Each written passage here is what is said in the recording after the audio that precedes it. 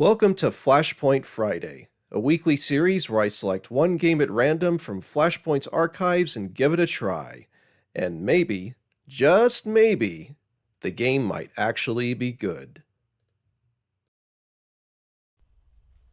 DressUpWho.com. Who will you dress up? I guess we're about to find out.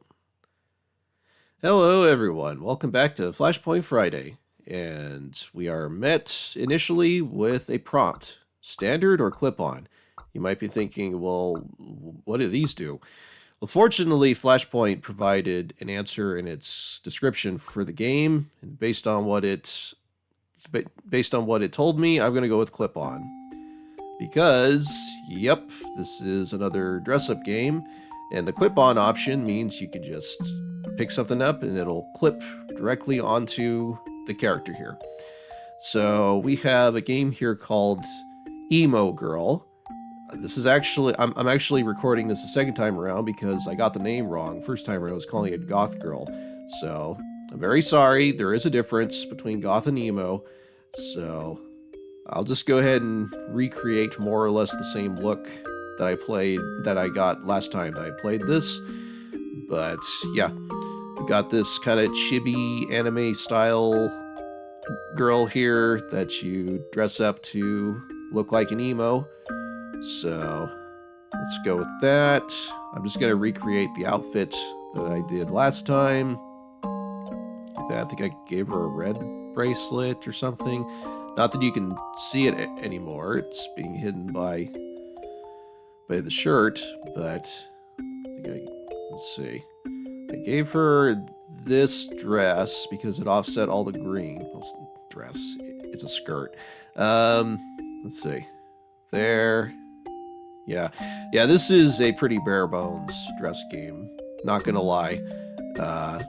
For one thing, it does what a lot of simple or dress games they're like on the really simple side do, and rather than have like nice little categories that you can click through for different like different articles of clothing and such, they just threw everything onto the screen here in kind of one big mess. I mean, things are more or less organized, but still, it would have been nice maybe to have like a menu on this side or this side you can kind of click through and such. But okay, now selecting a skin tone. Since we're going for the emo look, we probably should get it pretty pale. That's probably fine. Now this thing is a little temperamental here. Last time I recorded, this thing started going off on me with just my mouse resting on it, but it doesn't really change much at all. But yeah, there's really not much to say about this one, just your typical bare bones dress-up game.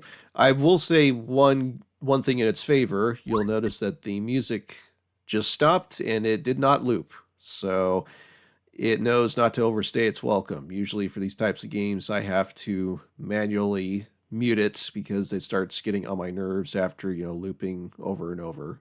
But yeah, aside from that, yeah, I mean, this doesn't even have like an "I'm done" button or anything like that. Usually, dress-up games have something like that, and it usually puts your finished creation to pose in some sort of, background setting or something like that. And they sometimes even have like a print option if you wanted to print it out and such. But this game doesn't even have that. I think if I hit clear, it's just going to remove all the articles of clothing and whatnot. So yeah, that's it. That is Emo Girl. A very simplistic dress-up game where you dress up an anime style girl to look emo. Pretty straightforward. Maybe people who dressed up like emos back in the day in their youth around this time, maybe they'll get some fleeting enjoyment out of this, or maybe for people who still dress up like emos nowadays. But aside from that very niche demographic, this isn't going to really appeal much at all, I would wager. So in any case, thank you so much for tuning into this episode of Flashpoint Friday, and take care, everyone.